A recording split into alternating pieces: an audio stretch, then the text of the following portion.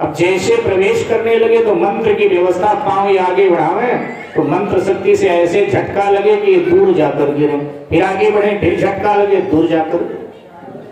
तो गोरखनाथ जी समझ गए कि कहीं न कहीं कोई मंत्र आदि की व्यवस्था। और जब ध्यानस्थ होकर देखा तो पाया कि ओ हनुमान जी रक्षा करो, हनुमान जी की शरण में जाना चाहिए। और हनुमान जी का ध्यान किया तो हनुमान जी गोरखनाथ जी महाराज के सामने प्रकट हुए, भगवान श्री राम से अभिवादन प्रणाम हुआ। गोरखनाथ जी ने कहा हमें त्रिया राज्य में जाने दीजिए। तो कहा कि देखो क्या करोगे जाकर, गुरु जी को वापस लाऊंगा। हनुमान जी से कहा कि जो उद्देश्य था आपका वो पूर्ण हुआ, आपका वरदान सिद्ध हुआ। राजकुमारी मैनाकिनी गुरुदेव से एक पुत्र भी उत्पन्न हो गया है।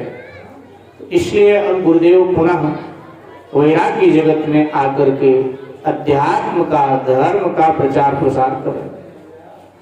तो हम आपसे क्षमा याचना पूर्वक जाने की आज्ञा मांगते हैं।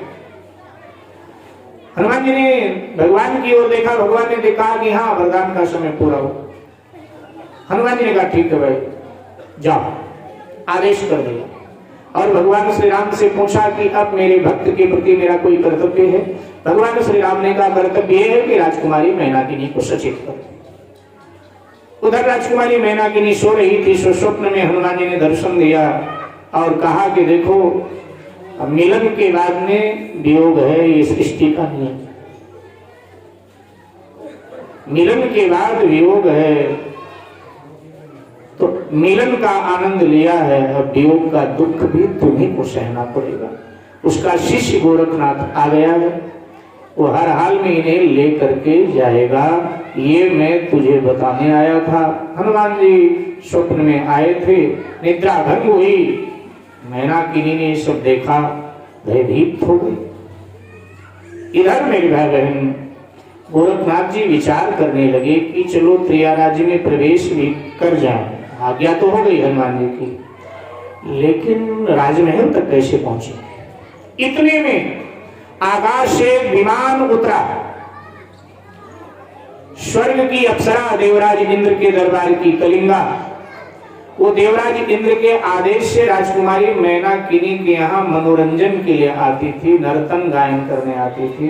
तो अपने सहेलियों के साथ उसका विमान सीमा पर उतरा और सब विमान में से निकल कर भीतर प्रवेश करना चाहते। गोरखनाथ जी ने कहा कि देवियों कौन हो तुम?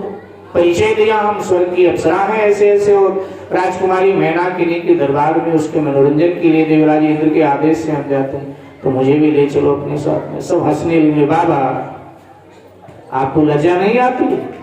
अच्छा लगेगा अप्सराओं के साथ घूमते हुए? आपको जमाना क्या कहेगा कि बाबा बावड़ा हो गया है, अप्सराओं के साथ घूम रहा है, अपना वेशभूषा दे। बोले नहीं, हमारे लिए तो तुम बेटी के समान है, और बेटी के साथ पिता घूमे बुराई के। लेकिन बाबा त्रिया राज्य में तुम्हारा क्या काम है? त्रिया राज्य में पुरुषों का प्रवेश नहीं है। बोले हनुमान जी से हमने आज्ञा कराई है, फिर भी पुरुष के वेश में जाओगे तो दिक्कत होगी। तो हम स्त्री बन जाते। बाबा हमें क्या पड़ी है कि हम इस झंझट में पड़े? आखिर तुम करोगे क्या जाकर? बस थोड़ा देखेंगे त्रिया राज्य कैसा। देखो बाबा, हमारे काम के होते तो हम जरूर ले चलते। आपको नाचना, गाना, बजाना तीनों में से कुछ आता है? गोरखनाथ जी ने कहा क्या आता है? बोले मैं मृदंग बजा लेता हूँ। अच्छा बजाए के दिखाओ। मृदंग पकड़ाया, क्या बढ़िया मृदंग बजाया। मैनाकिनी को लगा कि अगर ये हमारे साथ हमेशा रहे ना तो हमारी कला को ये चार चांद लगा देगा, तो बहुत अच्छा बात है। बोले बाबा अच्छा ये बताओ, हमेशा के लिए हमारे साथ रहो, क्या लोगे? क्या देना पड़ेगा हमें? तो कहा कुछ नहीं, हम तो बाबा है, 2 समय की रोटी दे दिया करना बस। ओ ये तो बड़ा सस्ता है। तो कहा ठीक है बाबा, ये दाढ़ी वाड़ी का क्या होगा, जटाओं का? बोले अरे हमें विद्या आती, हम सब उड़ा देते हैं, अभी दाढ़ी जटा खत्म करो। तो स्त्री वेश ले लोगे? हाँ ले लो। बढ़िया एकदम स्त्री वेश गोरखनाथ जी ने ले लिया और मैनाकी अपना कलिंगा के साथ मैनाकिनी के दरबार में पधार गए। और अब दरबार का समय हो गया था, सो मैनाकिनी भी दरबार में पधार गई और अप्सरा ने सर झुकाकर प्रणाम किया और मनोरंजन के लिए गीत गायन के लिए आज्ञा मांगी। इच्छा तो नहीं थी क्योंकि हनुमान जी की बात याद आ रही, मन खराब था, लेकिन उसको लगा थोड़ा मनोरंजन हो जाएगा, सो आदेश किया।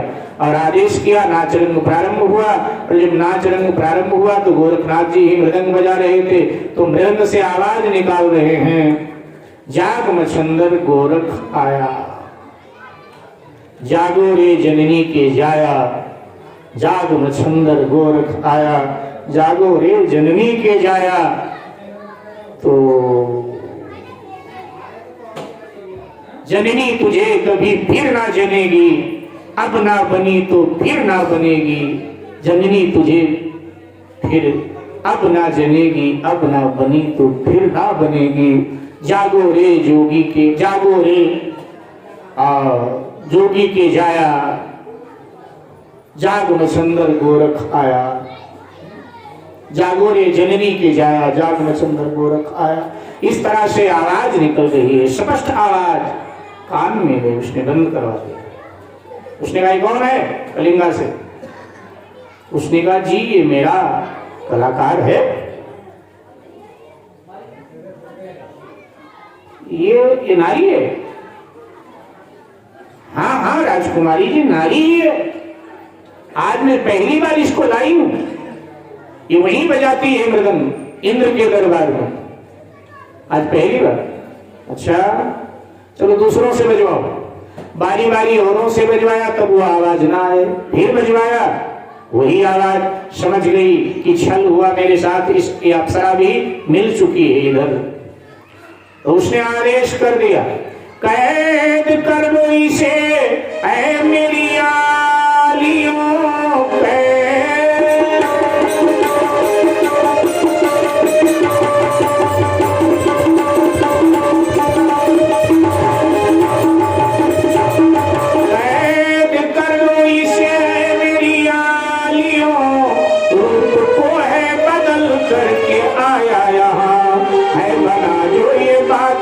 मृदंग का क्या पता किस लिए और जागे।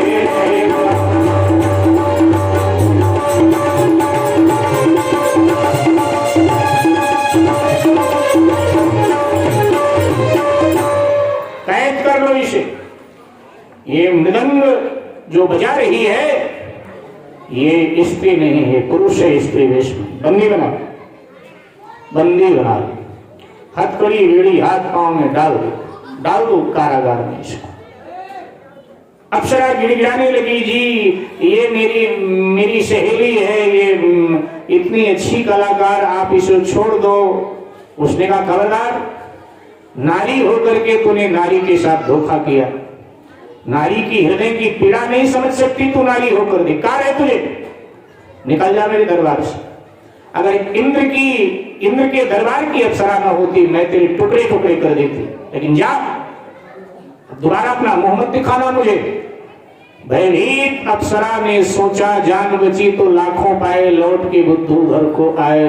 और झटपट भगी अप्सराएं विमान में बैठी स्वर्ग को चली गई। इधर अगले दिन फिर एकांत में बैठे थे मत्स्येंद्रनाथ मैनाकिनी, तो कहा सखियों को कि गोरखनाथ को ला, कारागार से निकाल के ला। ले गए सामने, पूछा मैनाकिनी ने स्त्री के वेश में कौन है तू? और तब गोरखनाथ जी ने कहा, अपन तो रमता जोगी राम, हमारा क्या दुनिया से काम, अपन तो रमता जोगी राम,